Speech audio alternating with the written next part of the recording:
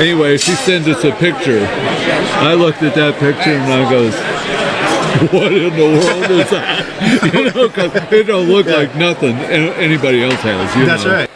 Welcome to Quick Shots, a short format traditional archery podcast, where we introduce you to some of the world's most influential traditional archers, and occasionally, some random dudes. Hey everyone, and welcome back to Quick Shots. I'm your host, Mick Chambers. I'm here with Nan. She's helping co-host, and we have Calvin Smock. We're able to pull him away from his booth today, so this is really fun, and I love that you're getting on here. Thank you very much. You're welcome. Thanks for having coming me. On. Thanks. I'm thrilled. I get to sit here with Dan. You know, does it get better than that? No. I was actually going to trade spots with you. There's probably a lot of people who trade spots with me. Well, thanks, guys. Getting warm in here. Wow. We're starting making me off blush. great. I know. Hey, listen. I know a lot of people know you. Yes. You are world famous. Is that fair to say? World-renowned I don't know, boy. maybe. Absolutely. But Calvin, hey, so this is what we do on this show. We want to find out what your origins are. How did you start off in traditional archery?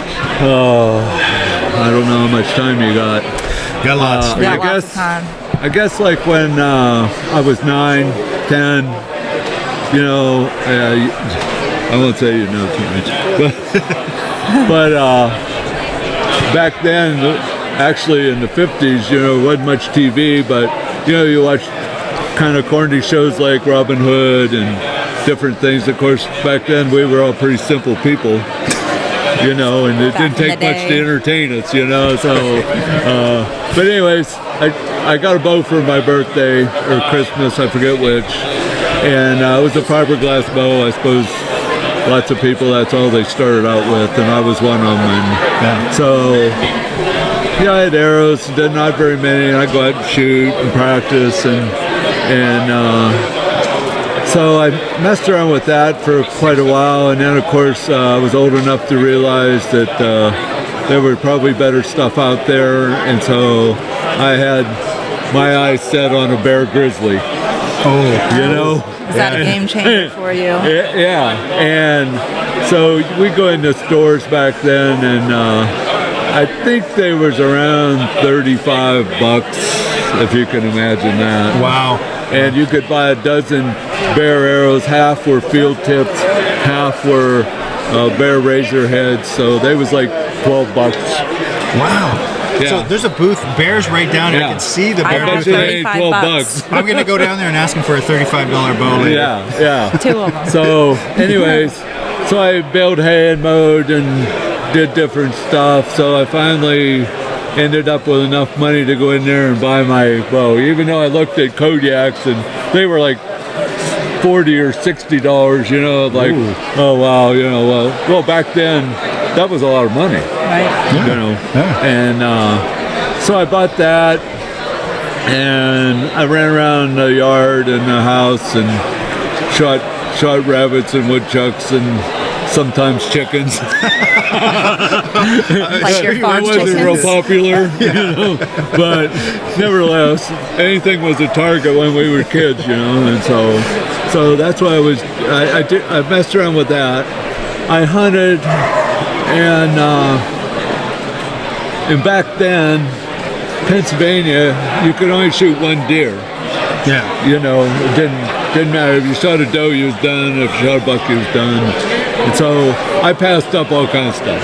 I used to climb up on a tree limb and there'd be does. Well, I don't want a doe. I'm not gonna shoot a doe. Right. You know. So, anyways, I ended up. I never shot anything with that bow to this day, actually. So Waiting for years forever. later, I'm over in Ohio working in the early 70s, and this guy was he was a upholsterer, and I worked at a boat club. Okay. So he came in and he starts talking about compounds. I'm like, compound? What the heck's a compound? You know, I never seen them. Well, so anyways, you can go up to the sporting goods store and shoot one. They'll let you shoot one. I'm like, cool. You know, I'm going. So I go up there now I'm used to my Bear Grizzly. Yeah. You know? Yeah. So I go up there, actually, Jennings Model T. Oh, hell yeah. This is what I want, you know. So I buys one right there in the spot, you know. Yeah. And so I'm shooting fingers, and then so we kind of go through fingers, and then I shot a release through the 70s. Okay. And then we moved to Pennsylvania. So I had a buddy, the great Bull Dawson. His name was Donald Dawson. We had called him Bull Dawson. Very big guy. He's a big guy like you. Yeah. But he was crazy. He was really crazy. Okay, I'm not crazy. But anyways, so what happened was is me and him and another friend went elk hunting, and he had an Ossenheimer traditional bow. So we're out plunking targets, and I'm like, let me try that thing. I said, I had a bear. I couldn't shoot it as good as you guys. So I'm out there shooting it, and I thought, damn, this is kind of, I didn't do bad, you know. Of course, this is a lot of years later. So anyways, so then we came home, and every time I seen him at the club, let me shoot that bow, you know. So I would go shoot his bow, and the more I shot it, the more I liked it. So then one of the guys, you met, Dale McKinley, if you were shooting with him, you'd met Dale. Dale goes, well, come down and shoot the 3D with us. So now Dale used to shoot IBO and actually ended up as high as, I think, third at an IBO Worlds. Okay. So he's a pretty good longbow shooter. So we go around, he goes, you can shoot my bow. So I thought, okay. I said, I ain't guaranteeing, you know, I don't know. Don't worry about it. So he goes around the little course. I didn't miss an animal. I thought, that was pretty fun. Wow. So I go home, Wow. get on the internet, he was shooting a 21st century. Okay. So Hey, what year is this again? this is probably 84 or 5, maybe somewhere in the mid 80s. Now, is that the compound or the traditional? No, I was before then. I was shooting compound through the 70s and into the 80s, and then I got mixed up with these guys, and I walked around, and I was so amazed at how well and how fast these bows was compared to what I had in my head when I was like 15. Yeah. You know? Yeah. So I went home, got on the internet, bought a 21st century from a guy in Mississippi. So I started shooting, and the more I shot, the better I got. And then the second leg of the IBO was 30 miles from my house. So I thought, I'm pretty good. I'm going up there and see how I do. So I go up there, and Kenny Redding and a bunch of them guys, you know, kicked my butt in the next week, you know. So I thought, well, and I did that for like 3 or 4 years. That's the only one I go to. And, you know, I'd get up there in 5th or 6th place, and I was shooting instinctively, you know, and I know that'll tick a lot of people I off. get a kick out of the whole instinctive gap shooter rebellion. Yeah, there is a bit of that. Here's the deal, and I learned this back then. I thought, I'm never gonna beat these guys unless I come up with a better way of aiming or shooting, because I was literally pretty good at that, but I couldn't beat them guys. I couldn't beat the Dave Wallace or Kenny or Bill Leslie or any of those guys that they're all heroes, folk heroes almost, you know. Absolutely. And so I went in my backyard, and like I tell everybody to do, I figured out a gap system and how to aim in my backyard myself, because I didn't know anybody. Wow. I knew the guys. Wow. I knew the guys that I shot with, but they were kind of all instinctive people. You know, Dale still is. He still shoots pretty good. If you shot with him, you know it. But anyways, so you figured out this gap system. So was it just like hundreds and hundreds of arrows, and then you just went, man, so you were looking at the tip of your arrow, or? I said I got to start learning shoot 3 under. I was a split finger, so one day I switched to 3 under, and I talked to somebody, you know, I kind of pick up this or that, or look at those guys, and I think, okay, I got to go to 3 under. I got to get this thing up under my eye, which was creeping me out. I mean, my hair on the back of my neck was standing on end, you know, it's like, but I shot, and I thought, okay, if I'm hitting up there, if I aim down here, I'll hit what I'm aiming at a given yardage. So I started practicing that. So I went to one of our big local shoots at Rainbow Bowman. It's the Deer Hunting Classic, or I think that's what they call it. And so, I mean, I was getting my butt kicked there, you know. And I went there after I figured this out and smoked it. Awesome. You know, awesome, and I thought,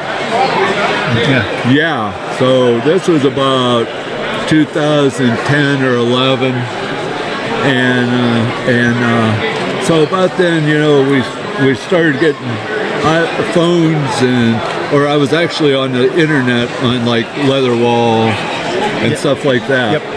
So Dwayne Martin was on there, Vivo Dog, you know, and so he got on there one day and says, well, I beat Ricky Welch, and you know, he's kind of bragging about it, I guess. So everybody crucified him for knocking Rick Welch, you know.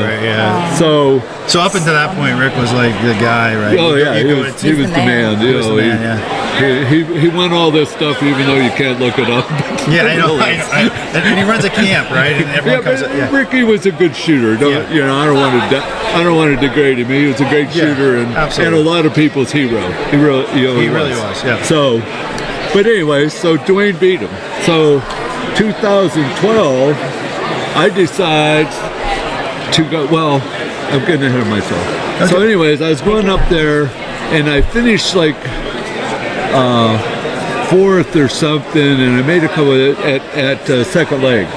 So my buddy Jared Neal, I don't know, you guys don't know him because he kind of quit shooting, but he still shoots. He's a very good shooter. He won everything a couple of years. I mean, flat out, Smock, John Demmer, everybody.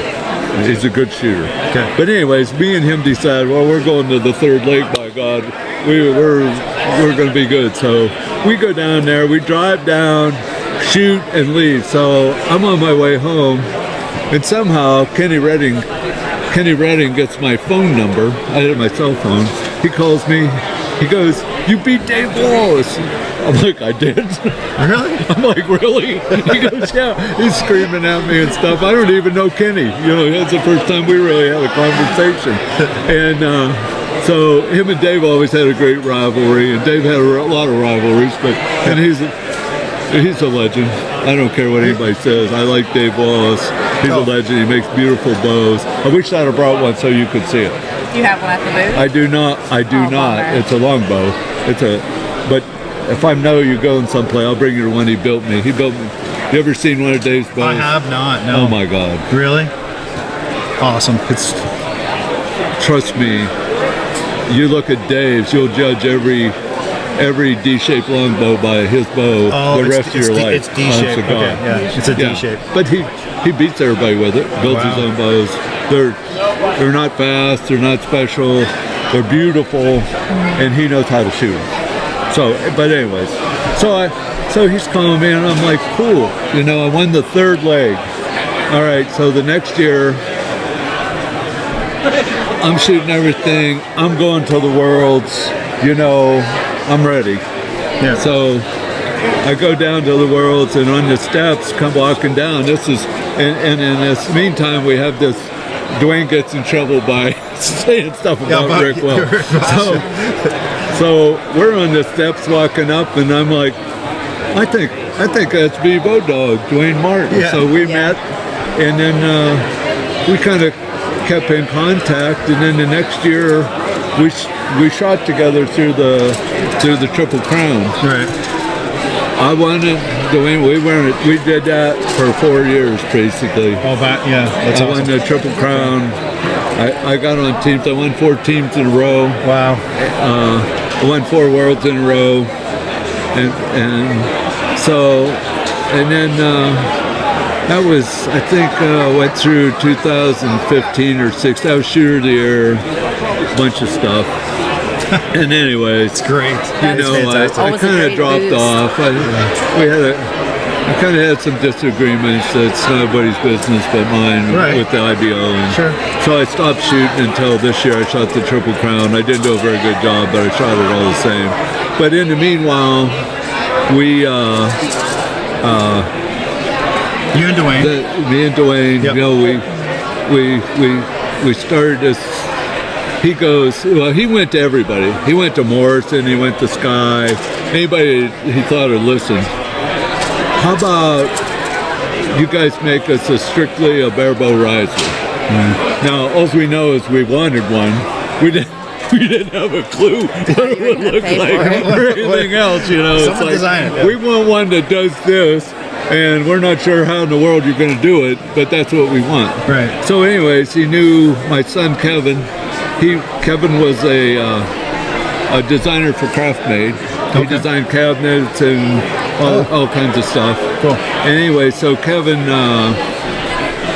lived in Michigan because they transferred him up there, and then they fired everybody in that whole division, moved all that work to Chicago.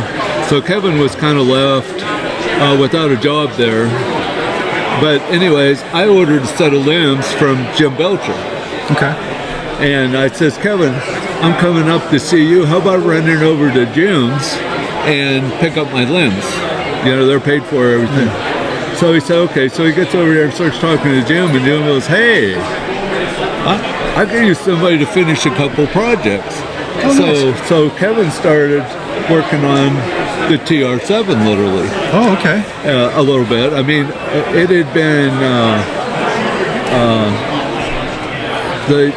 all the angle, all that stuff was kind of done, but the aesthetics wasn't done what it looked like. So Kevin worked on Oh, that's interesting. that. Yeah, that's interesting.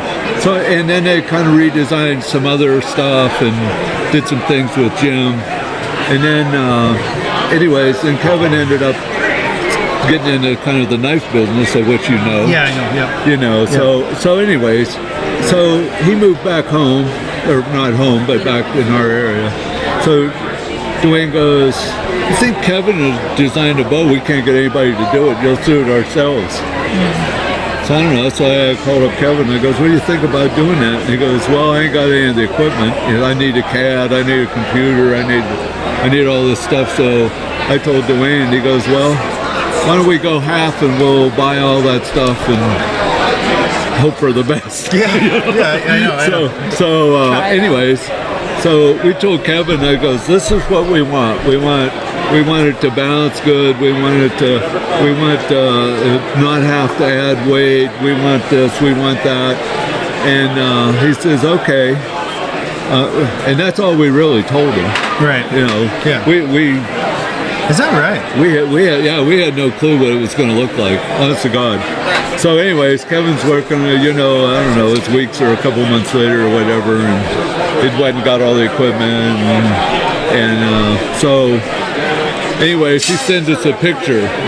I looked at that picture and I goes, what in the world is that? You know, because it don't look like nothing anybody else has. You That's know? right, yeah. And we're looking at it, and so he sent it to me and Dwayne at the same time. So Dwayne, he calls me, he goes, well, I kind of like it. Oh. I goes, really? So wait a second. Wait, is that the current iteration of the Well, CE it was riser? the first. It was the WF. It was the WF. Yeah, which actually Mike Persinger that was here. Yeah.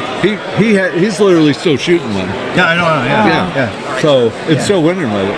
That's where it came from. And, yeah, and to give you a little history on the first one, we came out, we got one, we had some made, I had one made, we sent it to John Demmer, it went all over the country. Yeah.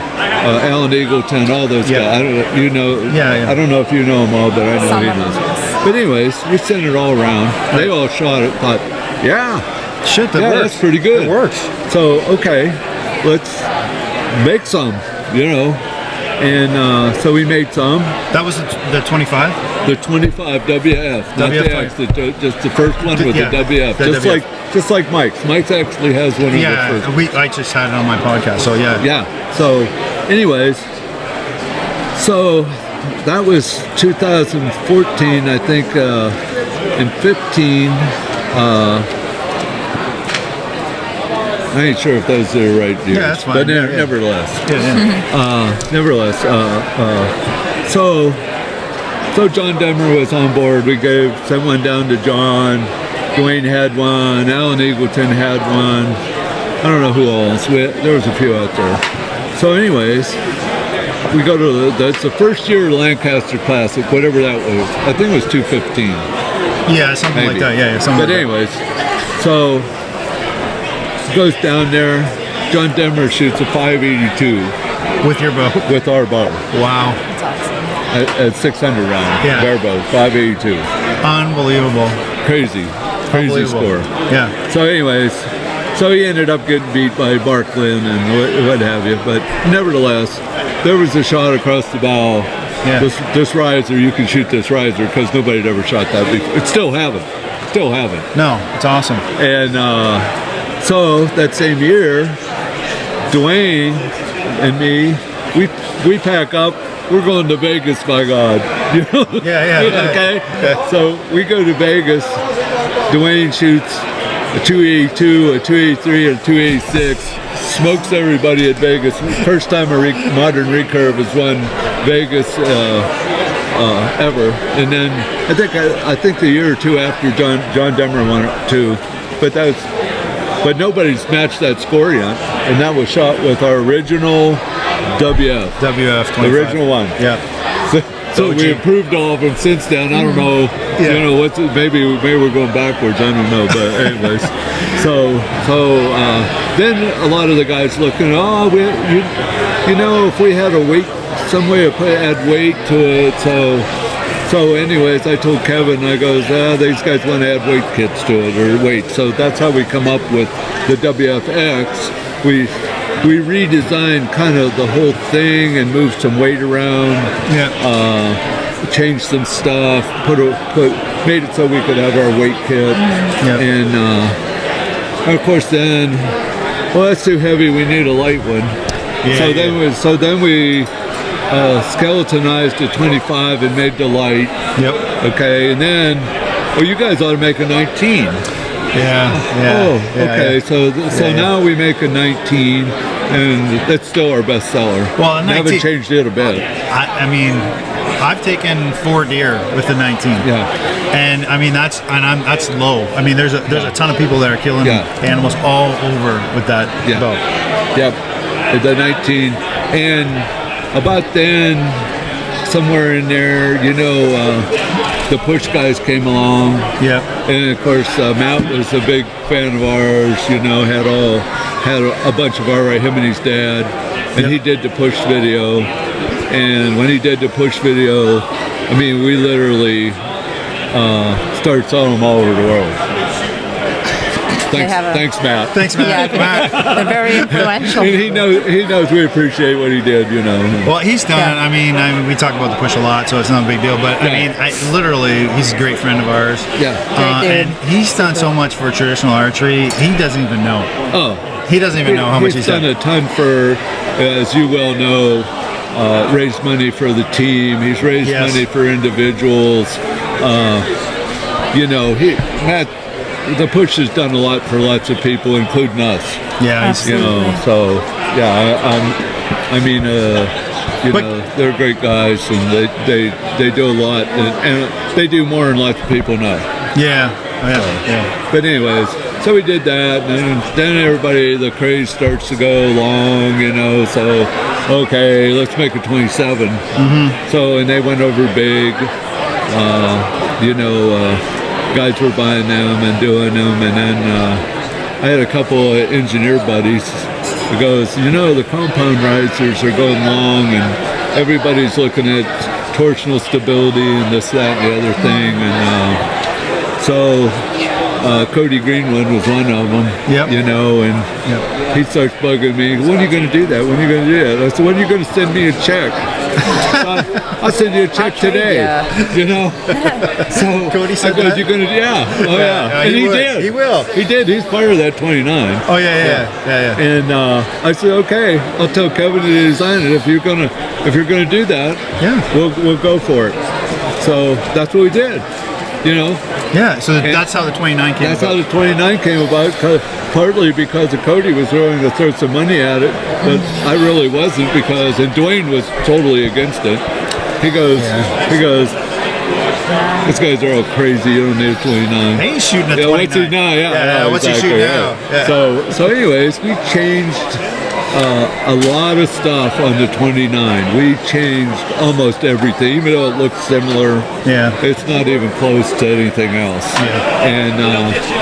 And part of that's due to Cody Greenwood and Trad Labs and stuff he has learned, you know, about how everything works and what we've learned about how everything works. And so I told Kevin, I said, we want to do this and this and this. And so he figured out how to do it and how to make it work.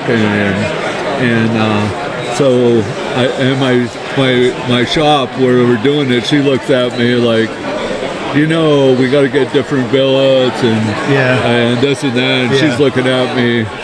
She says, "Are you sure about this?" Nope. Nope. Not at all. This is either going to be a home. This is either going to be a home run, or we're going to be strike three. You're out. You know. Oh. She says, "You know, this is not going to be cheap to take. This is a wild." I'm like, I know, but no pain, no gain. So So how's the 29 doing? Great. If we get it in somebody's hands, they'll buy it. Trust me. Yeah, I mean, if somebody else ain't paying them to shoot something else. Yeah, exactly. Yeah. Okay. Well. Okay. That's a good point. And I don't blame them for that. Nah. No, I guess you can't. But I mean, seriously, who are you going to go? You're going to go spend $1,200 with me, or are you going to go with somebody that's going to give you everything you want? Yeah, but the guys, the amateurs, well, let's just call them amateurs, right? The guys that aren't getting paid, when they pick up the 29 and they're winning tournaments, they're getting on podiums with the 29. Yeah. So you get a lot of that advertising, a lot of that. Oh, sure. It's so good. Oh yeah, we don't really advertise much more than to post pictures of, you know, and tutor our horn, I guess. I don't know, you can say it however you want. Right. No, it's like IBO Trad Worlds, you know, we owned the podium down there in Barebow and at ASAs and Trad Worlds all classes. Kim with the 21. Mike was on the podium. He's done well all year. I mean, we do okay. Yeah, you do. Yeah. You know, we do okay. You know, and we got 2 out of the 3 guys in Sweden's field team will be shooting a 29 at the European Championships. Is that going on right now? When's the championship in Sweden? the end of August through the 1st of September. And European Championships, about a big a deal as the World Championship over there. I mean, they pick their teams. You just go, you know, you got to make the team and what have you. So it's tougher over there to get on a country's team. Like we go one weekend and whoever comes out, you're going. Over there, Canada's 2 years. 2 years you have to be on a team? 2 years you got to shoot certain shoots, and then they'll pick the team from those 2 years. Oh, okay. I see. So it's not, other countries, it's not easy to be on that team. It ain't like we go in 1 weekend, 2 days. Okay, you're ahead. You're maybe going. I'll go. Maybe I won't. Yeah. But you can still show up here, right? But over there, yeah. Oh yeah, anybody can go. Anybody can go to our trials. It costs you $35. I mean, you got to be I don't even know if you got to be a member to shoot it, but you got to be a member before you're on the team. I ain't sure how that goes, but I don't think you do. Most of it, I don't think you do. But we don't treat our team like the Europeans treat their teams. Oh no, we get to pay for our. You gotta pay for your shirt. You gotta pay for your gotta pay shirts for and your own stuff. I'm not. That's not. And I'm knocking USA, but they did give me 6 pins every year I was on the team. Oh wow! Six? Wow! Wow. Wow! Amazing. We need to support our trash shooters. But I don't know. This year we're raising some money. The push has raised some money. You know how and we got some donations, and so I don't know where we're going. We're trying to raise some money for the team, so that people that don't have the wherewithal, To get over. because we got good shooters out there that can't afford. It's $3,000 to $5,000 to go on that team. Hey, so talk about. Back to trying to raise money for the team, and we've had some people Tell us. Is there a place they can go to?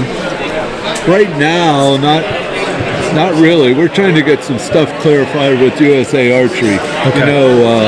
Lancaster just donated money for the Olympic team and was earmarked. Okay. Well, we're not sure. There's conflicting reports of whether they'll earmark for us or not. Okay. So that needs to get settled. And if that's the case, then you can donate to USA Archery, earmark it for the WA team and what have you. But there's lots of good shooters out there that we want to come and show up and be on that team. Yeah. Even if I don't go, I mean, I'm okay with that. Would I like to? Yeah.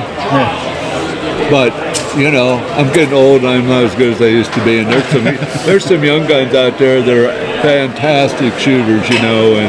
And me and Dwayne has tried to spearhead this in Fond Gerard, even though it may cost us our spots. That's okay. That's not what it's about. I mean, it'll be the most fantastic thing you do in archery. I mean, we went the first year. We came back so excited that, it was the coolest thing you'll ever do in your life.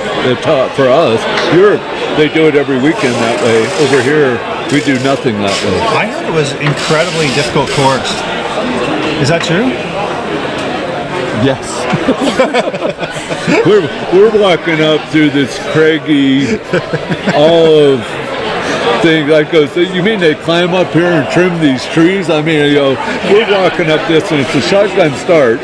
So we're walking up this mountain. We had to walk over one to get there, and then we're walking up, and I'm thinking, the trail's like it's like a goat path. So we're walking up there, and I'm thinking, I got to walk up there again, because I'm going to start on target 16 and 14. They're all behind me on this hill. So, but anyways, that if you missed with the wooden arrow, you needed another arrow. So you take a bunch of arrows, and we missed. Dwayne missed 7 targets. Dwayne Martin missed 7 targets in his life. That's hard. He missed 7 over there. I was never with a group that somebody didn't miss targets. Oh wow. So was that a hard course? Yeah, it was pretty ugly, Yeah. And now Canada, not so much. We were shooting and let me go back. We were shooting a nature foam in France. Mm-hmm. So, it was somewhat treacherous. They'd have targets up, and it'd be granite walls. It'd be up high. You could hardly crawl up there to get your arrows. Stuff like that, and weird targets. We looked at they had a sign there, but you didn't know, couldn't really judge how big or, and us gappers, it was tough on us, but it was exciting all the same, because it was with the order in which you shoot too is kind of strange too. Oh yeah, don't shoot the wrong place, because the longbow people were very good. They made sure before we went out, it was like, let's make sure nobody shoots out of order or screws at the target. That was set, we literally had that conversation. Yeah. The barebow guys would watch you stand there and shoot 10 arrows in the wrong target. They didn't care. Yeah. They're hardcore. The barebow guys are hardcore. And the instinctive, they're somewhere in between probably, but longbow guys, we're I'm real gonna have good. Calvin doing it now too. Every time you hear instinctive, you're gonna think of me and say I know, that's all right. Trending now. Handcuff my leg, my arms to my legs, so I can't do that. You know what's disappointing about this year is that the Barebow Boot Camp wasn't on. We didn't do the Barebow Boot Camp this Well, year. we didn't get the first one. We had a fairly good turnout. You Yeah, was there. The second one, we couldn't get people signed up, and I don't know what it was, whether it was timing or whether the ones interested heard all they thought they wanted to hear. I don't know. No, I know. Or I ain't sure we did a good job. Maybe I mean it was our first time at trying to explain. Maybe we spent too much time because we wasn't there to teach anybody how to shoot a bow. No, and that was the point. We were there to try to give you something to think about while you was shooting, to help up your game and know kind of what to expect if you went over there, because there's nobody. You go to Italy and everybody talks Italian. And if they ain't talking Italian, they're Spaniards or now the Scandinavians. Most of them talked English. Yeah. So A lot of Italians these days seem to speak English also. France, they didn't care whether you understood them or not. They didn't care. They do their own thing. We go to the grocery store and they're looking at you like, what? For never have been in Europe or doing any of that stuff, for a lot of us it was quite the experience. A little culture shock for everyone going over from the Midwest that has not been. Oh yeah, we're driving up these roads in Robion, and the side, the buzzers are going off. And I'm like, the buzzer. I mean, we're on these cobblestone things, but everything's stone over there. Yeah, and it's like. This place was settled in 780 AD. It's like, they probably didn't have a Ford back then. So they're, but that's the way it stays. Yeah, I mean, they didn't come in and put a super highway. No. It is what it is. And there's not a lot of room over there either to do a bunch of stuff, right?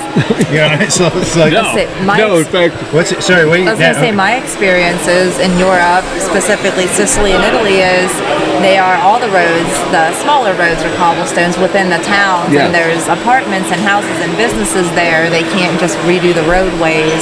So to this day, but you know what? There are these tiny alleys between apartments and businesses, and there will be parking on each side and traffic down the center somehow the drivers they're not constantly wrecking into each other.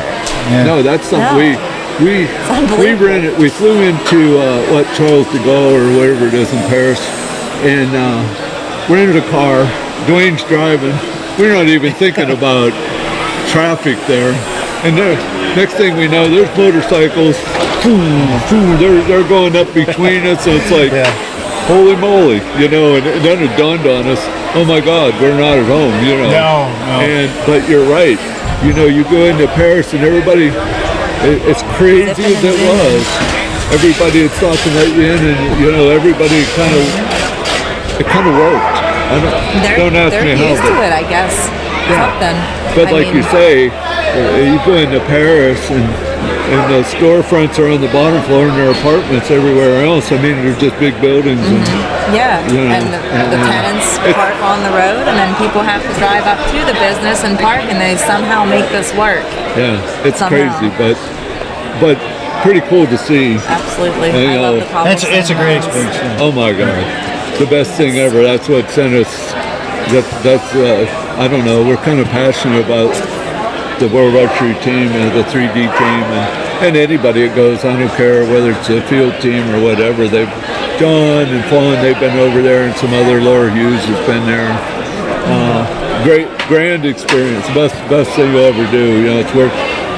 Do you got to borrow money to go? Yeah, you should. You should, just for the experience. Seriously, it's the best vacation you'll ever be on. So. And it's hard work too. I mean, we do need to support you, and people need to support our team. Absolutely. It shouldn't be a lot of money. Honestly, it shouldn't be any money out of pocket. You're representing the USA. Yeah. You've got the USA shirt on. It's just kind of, man, we need to figure a way to sponsor. Hey, jumping off a little bit, I want to go a little bit back about you, right? And about your archery and about what you're doing. Like, how about this? You mean personally? Yeah, personally. I want to hear about you. Like I'm a longbow guy and not a barebow guy? Yeah, I want to hear about longbow. I want to hear about, okay, if we're going to be honest, let's hear about your longbow Well, experience. most of my IBO stuff has all been longbow. I've never... Yeah, I know. Yeah. I've never shot I don't think I've ever shot well, I did at Trail Worlds. I think I shot the 100 course thingy, and so I get into shoot off and not to shoot the longbow against Dwayne Martin. Yeah. Even though he still beat me the last time I was there, but nevertheless. But no, I guess going back to when I was going around with Dale and all them guys, and my wife, because I shot compound in the 70s in Ohio. I was a competitor, very competitive. I did well. Okay. I won states, and I was a good shooter. Of course, back then you couldn't get a sponsorship to save yourself. A local shop would sponsored me, and we went all over the state of Ohio shooting. And PSC would, he'd get bows and he'd let me shoot whatever I want and give me equipment. But when I moved, I had to give it back. But anyways, so you couldn't get anything there. So I'd still maybe be a compound guy, but nevertheless. So I shot Dale's longbow basically. I thought, and Janet goes, "You're not going to get into all that again, are you?" No, no, I ain't doing that. So I thought, okay, if I'm going to get back in, I had fun shooting Dale's bow with wood arrows. If I'm doing this is what I'm doing. That's it. And until Dwayne corrupted me with their bow stuff, that's all I did. If we had never started that company, I wouldn't own an ILF bow. I wouldn't. Yeah. But you personally have been competing this year, and you've been. I wasn't competing. I was there shooting. Okay. That was cute. Yeah. I'll have to remember that line. I'm there shooting. I was there shooting. I wasn't competing. But it is good to see all those longbow guys coming up, and I'd like to. I mean, we have some great. Kenny Jordan builds his own bows. Big, strong guy, stupid good. Stupid good. And Randy Irvine's good, and Trevor Fielder. I mean, there's a good batch of newer, younger shooters. And I didn't compete for 4 years, and it shows. Archery is a game, especially competitive archery, in my opinion, is a game of confidence. If you ain't got any confidence, you're not going to go very far, because you can have all the talent you want, and you go to a big shoot and you let that get in your head it gets in your head because you don't have confidence. I think I may be wrong, but that's my take on it. You guys know tell saying, us. So then, how about you just tell us, if you're a new archer, or someone who's been shooting a while, they want to get in competitive, what would you give them as a piece of advice to say, hey, you got to go do this? Go to everything you can. Compete anytime you can. I don't care where you end up. You got to go get used to it. I told people that this weekend. And you go to Lancaster if you can. Go to everything you can afford. Yeah. Go to Lancaster and stand on the line and shoot against everybody. Go to Vegas and shoot against everybody. Go to the IBO. Go to the ASA. I don't care where you go, but go subject yourself to that pressure. Yeah. So, and even then. You may not be as ready as you think, and I don't. Randy might kill me, but Randy Irvine, undoubtedly, the last few years before we went to Canada. I mean, he shot from the barebow state with the longbow and wood arrows and won. Yeah. Randy went up there, and you walk into these places, especially in international competition.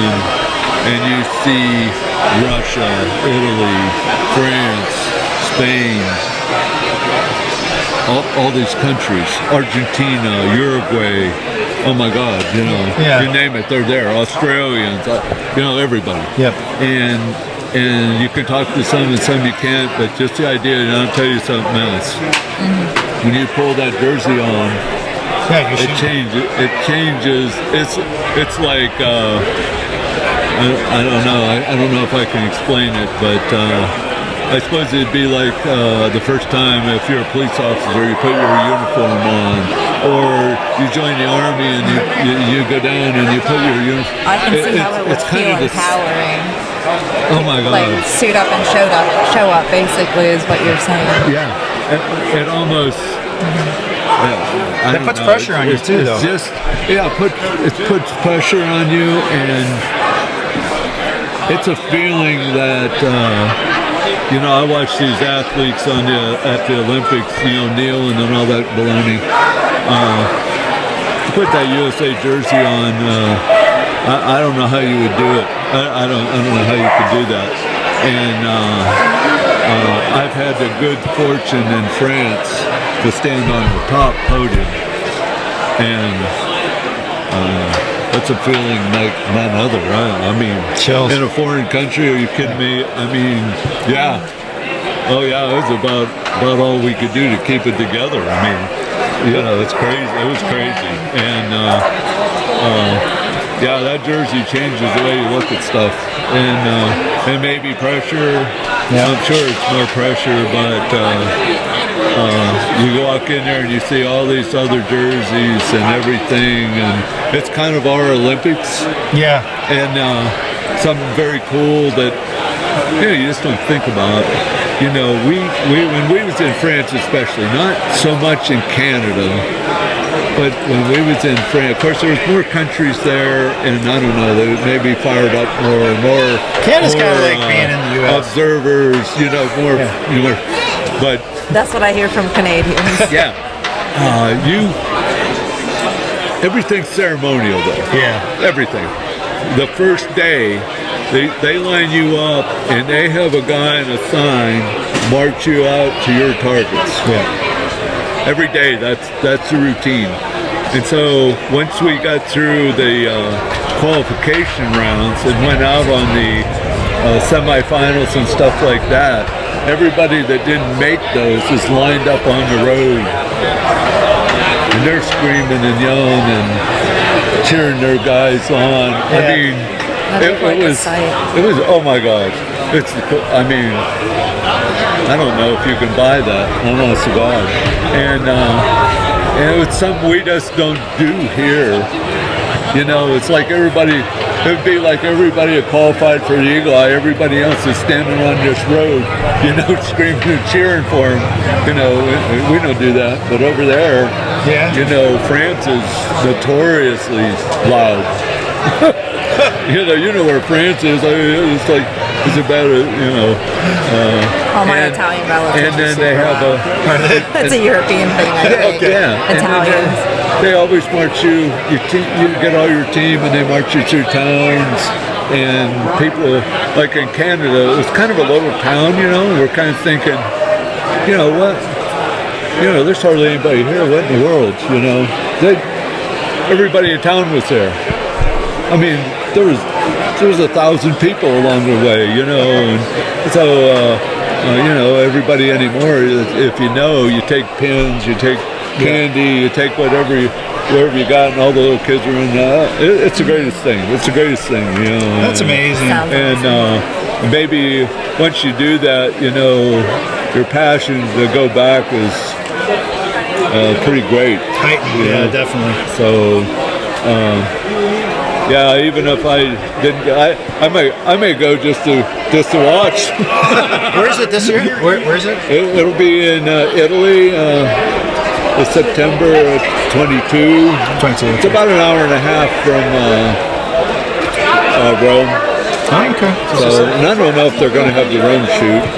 That's an indoor. I went to that one year. I did. Yeah. I was just gonna say. I got remember watching the video. I got a silver in there. That was pretty good. I was on stage and I let Marco beat me like a dog, but that was okay. I remember seeing that. I don't know if you want us to bring that up. Well, hey, facts are facts. The fact that I was even on there was thrilling to me. And trust me, you watch these guys at Lancaster or anybody on a stage shoot, and they got a timer and stuff. Yeah. Oh lordy, it's the Europeans do it all the time. Right. That's it. That's the way they do stuff. So when we go over there, I've never been to one of them in my life, So, I'm up there and I'm thinking, okay, we got 20 seconds. How much time is that going to take? So my mistake is I'd watch Marco shoot, and then I'd turn and look at the clock. Well, by the time I did all that, I was still you had like 2 seconds. Yeah. So I thought, holy cow. So then I hurried my shots, and oh man, it was bad. But I was happy to get out of there with the silver. I'm proud of that. And, that was a good shoot. It's interesting. I eat all that stuff up online, man. When I see that, yeah, it's so good. I'll tell you, I wish they kind of would film the semifinals like in Canada. I ended up shooting for third because of one arrow. We was out there and I looked down and I thought, oh, that bears max. Pull up. D. Folks was with me as a coach, and I let it go. I didn't hear anything. I turned around and looked at, where'd that go? D goes, I think you missed it, Cal. I'm like, oh my God, are you serious? So anyways, I'm like, well, it is what it is. We go down there, they says, Cal, you want to look for your arrow? Nope. No, I don't want that arrow. I got nothing to do with that arrow. What is max and longbow? Well, it's the same as their bow. Everything's the same over there. Everybody, men, women, everybody shoots from the same stake. It's 30. Wow. It's 30 meters. Oh, okay. It's basically 33 yards. Oh, wow. So, but anyways, so I go to the next target. It's a turkey at about 20. I shoot an 11 on the turkey. He shoots a 5. I made up 6 points. All I had to do was hit the bear in the foot or something. Yeah. And I'd have been in shoot for a gold or a silver. Oh. So after a whole week of shooting and all this, I missed a gold or silver by one bad shot.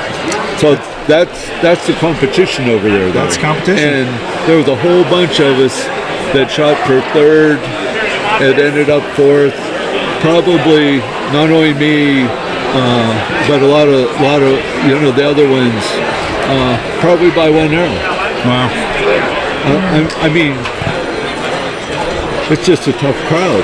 You literally are shooting against the best in the world, because those other countries, they don't send them there for fun. No, they're there to win. Yeah, and a lot of them are paid to shoot archery, so you got to remember that's their job. Literally. And some of them get, depending on how they finish, they get paid. I understand. Maybe I'm wrong, but I know their countries pay their way if they, so I know that. I know. Yeah. What they get beyond that, I don't know. But so. Man, you got anything else for Calvin? Yeah. No, I'm just enjoying sitting here listening to you. I know, right? This has been such a great chat. I enjoy watching her shoot. I tell her all the time, you got great form. I wish mine was that good. She got a good bow. I agree. She's a crazy good shot. I want her. I'm working on her to come and try out for instinctive class. Yeah, that'd be cool. It would. I see her shoot. She looks good in her backyard. Nah, man. Yeah. Well, I have to check with Kim. I know you guys were out shooting, so. Yeah, you got a chance to shoot with Kim. How was that? I didn't even get a chance to talk to you since then. Great shot, and we actually swapped bows for a couple rounds. Oh, did you? Yeah, I felt kind of honored to shoot her bow. She's won a lot with that bow. She picked that thing up and has terrorized everybody since. So, Kim's a great shot. When she's on her game, she's as good as anybody out there. Yeah, that's pretty interesting. Yeah. I don't know how I don't know how you competitors. I'm not a great competitor. I like to shoot in my backyard. I like to have fun, but That's how I like am how too. Yeah, I don't like competition. You don't like the stress? I don't like. But you're I young don't enough like, that you should be doing it. Well, I don't know. Most you can't get this many people at a shoot where you got to keep score. It ain't going to happen. No, Everybody that comes to Denton Hill, or I don't know what we want to call it, ETAR. I guess we'll just settle for ETAR. Yeah. These people are here to fling arrows and have fun. Exactly. Some of them are very good shooters. Yeah. Some of them are not. Yeah. But that's okay. They're having fun with the bow, and it doesn't. As long as they're happy, it's none of my business. No. I mean, and I'm slowly, as I get older, and too lazy to work as hard as I used to at it. You know, I'm becoming okay with that. You know, I got people. What are you doing? What are you? Why? What's the? So I'm okay with it. You need to be too. that's so funny, man. You know, chill out, man. It's like, well, so-and-so's 72 and he shoots good. Good for them. Good for him. That's great. You know, I'm not. We're not going to have Daniel Calm's kind of focus. You know, we're even me at my age, I'm not going to have that kind of focus. That dude is just. Oh, Daniel's a great shooter, and in fact. That bow that Daniel's shooting, Cody Greenwood, that 29. Yeah. Cody wants it back, by the way, Daniel. By the way. You guys are gonna start some that stuff literally, after this. that literally is the first 29 made. Oh wow. Oh, was it? Yeah. Yeah. Yep. And you know, he just went out there and smoked everyone out west. Oh my God, he's just phenomenal shot, you know, and he's big. You know, I wouldn't say he's real big, but he's tall, dude. He's strong, and he just stands there like a statue, you know, and executes, and he's a great competitor, and kind of set everybody on their ears, and him and John Denver will be duking it out at the National, so we'll see how that. We'll see how that goes. That might be a little interesting. We'll see, but you know, John's pretty solid. He practices a lot of field and target. Does Daniel shoot 50 yard? He's going to be there. Oh yeah. So he shot 50 yards. Yeah, I don't know that I've ever seen or saw anything that he's done at 50. Here's the trouble with target. When we have the Nationals. Yeah. And we got good numbers this year. There's 30 masters in my class, and I think there's about that, and senior, and there's 20 or 30 women going. And I think we're going to be maybe up around 80, maybe more people shoot that, because the Target Nationals is fun. It's 50 meters. They have a qualifying round, and then Thursday they have mixed doubles. Yep. And I got to holler out, give a shout out to my new partner. My old one, dumped me, so Who's your new partner? I'm kidding her. I don't know what to go with. But anyways, Ruby Chambers is going to be my partner at Target Nationals. So Ruby's a great gal. Everybody loves her, and we're gonna try and win the mixed pairs, and then Friday is the men's and team. You know, it's three-person teams for men and women, and that's always fun. And the last 2 years they've had it, my team won. Nice. So I got a couple gold medals there, even. So that was kind of fun, and this year I don't have the ringers I had then. You know, I had a couple ringers then. You know, Ben Rogers and Rich Barker, and stuff. But Rich can't shoot, and I don't know what Ben's doing, but I got a couple of buddies that I hunt and shoot with and fish with. Bill Hunter and Lee Collins, and so we're going to be the three amigos on Friday, and we'll see what happens. Well, good luck there. I mean, honestly, it's have fun. That's what you're in it for. Yeah, Target's kind of fun. Is it? Yeah. Is it? I really love it. I didn't know the first one we went to was because Janet's girlfriend since she was in grade school, lived there. Okay. And Janet says, well, why don't we go down there and I can see her? I haven't seen her for 30 years and blah, blah. So I go down and, I had a good time. I almost beat Rick Stonebreaker. Oh, if I hadn't got tired and wore out, I was ahead of him a couple of times. Okay. So I was like, oh yeah, I'm liking this, and There's my family walking in with all these targets. Look, What? They're buying stuff? What? they're walking into the tent with a handful of targets, so it looks like I have a new target at home. Oh, after good. this. All right, Yes. so we're gonna see Nan shooting a bunch of stuff. I hope that little elk was mine. I hate to Anyhow, blow targets. sorry, Nan's getting distracted.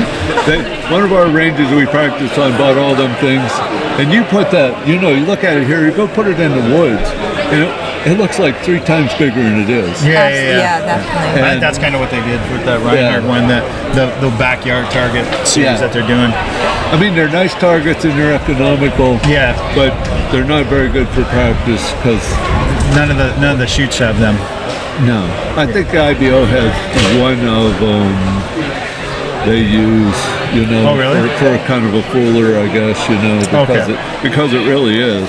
Yeah. You got to set them out in the woods. You're gonna. Do you have any now? I just use block targets right now. Oh, okay. If you get one of them little thingies, you're gonna little, put it out in elk? the woods and go. The Why does that little look so big? And then you get up there and especially if you're a gapper or something, you look at it and you put a gap on it, you And the shoot hoof. over its back, and you're like, what in the world was that about? I could swear I'm supposed to shoot at hoof. Boom, over it goes. like I put my weapon. point right on it. It's one of those little targets. I'm in need of a new 3D deer target, but I thought it'd be awesome to just have a little elk instead of a deer. Yeah. It'd be awesome to have a real size elk. That would be cool. Those things are what Chad World has a real size elk. Oh, they have moose. Or is it a moose or no? Pappy has everything. Imagine he getting does. that home. Yeah, he's got everything. We don't see too much of that now. When we was in Canada, they had Reinhardt, so we had that, and they were all the 33. So Canada was kind of a home court advantage for us. Now we go to Italy, they're a different target altogether. Oh, I know. So I've had a few people. Well, I had few people on the show, and then we talked about those targets over there. I mean, and then I think I got a picture of Fawn somewhere holding up a tiny little dove or something like that. It was like, it's ridiculous. Like in her hand, targets. you know them stupid squirrel targets you could get at Cabela's or whatever. They're like cute. They're like little, they're like this. Yeah, they're That's neat. targets they're shooting at in Europe. No, I connect with a lot of Italians for whatever reason on Facebook and Instagram, and when they send me pictures of their practice shots, I'm always wondering in my mind, what is it with these folks and these little critter targets? Yeah. Are we the weird ones? I don't know, but Maybe they shoot we're the some weird crazy ones. looking stuff over there. I mean, I don't know. Have you watched the YouTube of the finals in France? No. Oh, you need to watch that. You want to talk about crazy stuff? Yeah, it's pretty interesting.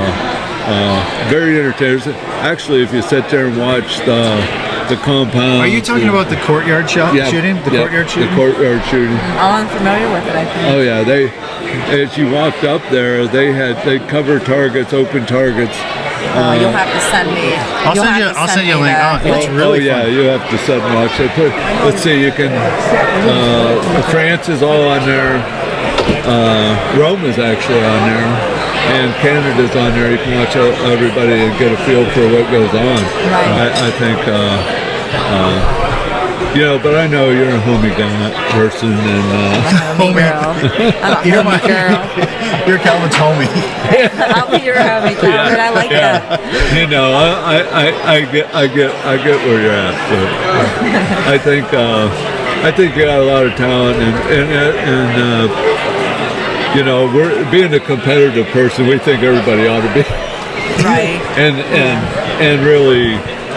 it's none of our business. It's none of anyone's business. You do what you want to do. We want you out there, but that don't mean you should. I have flirted with the idea of it, but it seems like I'm just not there yet, maybe. Or maybe I am and I just make excuses for myself.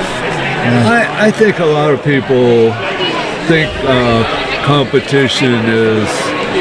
I think they have the wrong view of it. You've been in. Like you I don't know if they do or not, because it's kind of terrifying.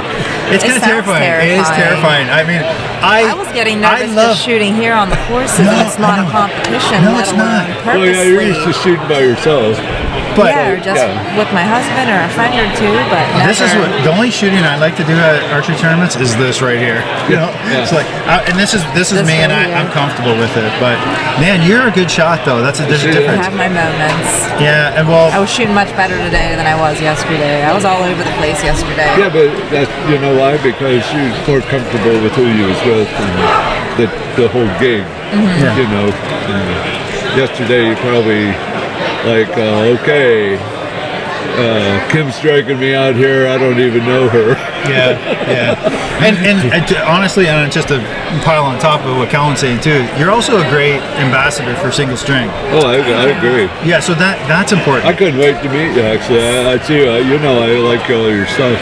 I'm like, but shit, dude. Now, I don't follow the coffee thing. You don't watch my coffee? I do, but it's always she likes a little coffee with her milk. Yeah, you know? and sugar. I heard about that too. I actually don't drink sugar in my coffee. Well, I technically do right now, but oh, I don't, but technically I do. Making coffee stories for so long, and I kept constantly getting messages like where's the sugar, man? Hey, where's the sugar? Facebook and Instagram. That might be code for something, though. You need to tell them I'm the sugar, so honey. I've compromised. Now I just do a little bit on the spoon. Here you go. A little bit. Yeah, you do. The flick of the wrist. You put your finger up. I'm the sugar, honey. That's enough sugar. That's it. All right, hey, Calvin, let's wrap this up a little bit. Okay. So you're here at ETAR. You guys are almost at every event there is going on. And again, thank you very much. CD Archery, you guys have done a phenomenal job promoting barebow, promoting all kinds of single stringers. We sponsor as much as we can afford to sponsor. But just being there and then showing the way and then telling your story today was fantastic, because honestly, it's, you know, barebow was nowhere.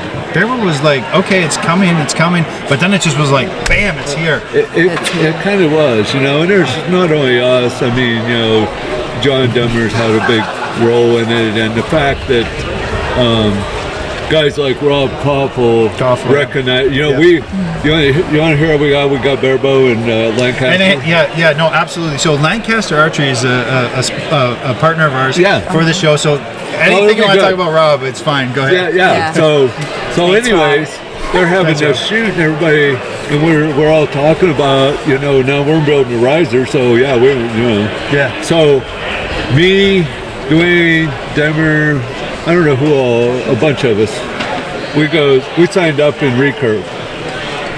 Recurve's not barebows? Recurve. We signed up to shoot recurve. Rob goes, these guys are crazy. We're going to spend all this money and come down and shoot against Brady. You know? Brady Ellison, So he goes, okay.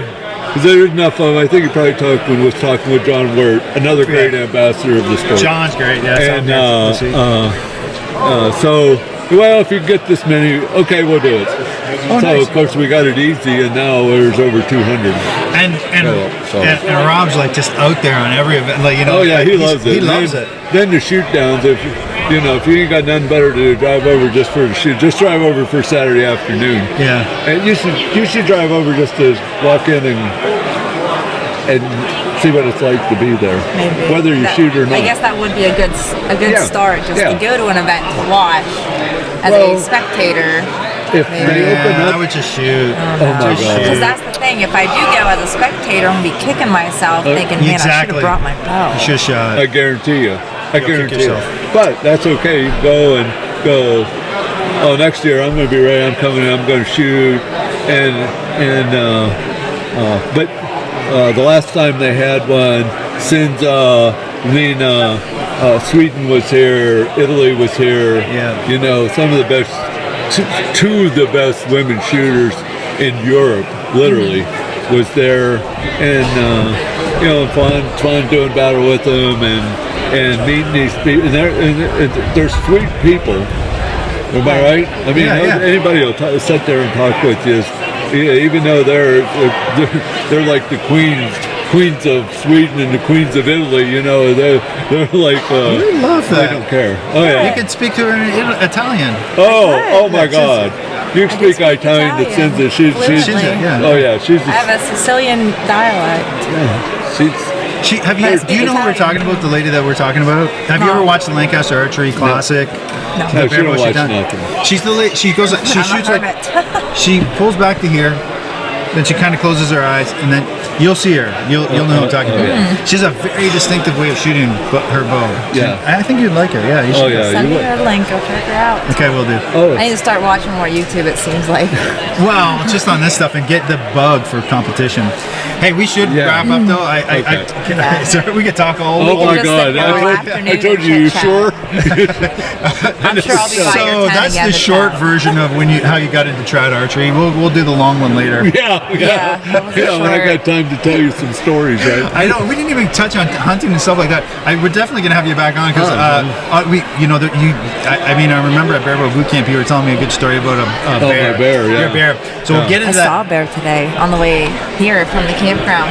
Oh, there really? was one in the river, like Seriously? cleaning itself up and things. Oh, awesome. And then a couple minutes later, as we were driving, we all slammed on the brakes. There was an enormous bear just right off the side of the road, just doing wow. its thing. Oh my god! All right, It was awesome. that's pretty cool. Oh All yeah. right. Now Yeah. that's another whole story in itself. How can people get hold of you to hear the bear story? Yeah. What you got to do is run into me and say, "Tell me a bear story." It was actually in the Pennsylvania Game News. You can actually read it. Oh my gosh, I want to hear that story. That's a good one. Definitely. It's pretty funny. I ended up with a Pope and Young bear out of it, but Okay. the story in itself was I was with Dale, me and Dale. So, oh yeah, you don't want to. We'll be here until I know. my wife probably. But wouldn't- they can anyways. get you at CD Archery on Instagram. They can. You can message me on Instagram, on Facebook, on our website. My phone number's there. Dwayne's there. We answer calls until we're asleep and can't hear a phone ring. I've spent Janet goes to bed. I'm talking to people about bows, you know, and it's almost. I hate to say it, but it's probably almost a nightly occurrence. I couldn't even tell you what. I don't watch TV because I'm blabbing on the phone with somebody. You know. And you're a great resource, and thank you again for helping us out so much. Oh no! Thanks for coming and spotlighting ETAR and the traditional archery and That's what we do. That's what we want to do. I love it. I love the family. I love the atmosphere. Everything here has been great. Community. Nan, you've been awesome. Thank you very much. She's for awesome. having me. I'm so glad she came and hopped on board with you and Yeah, it was going good. around because I watch her and I think, wow, what a great shot. You know what? I don't know about the hanging out a tree shooting, but whatever. But have you tried it?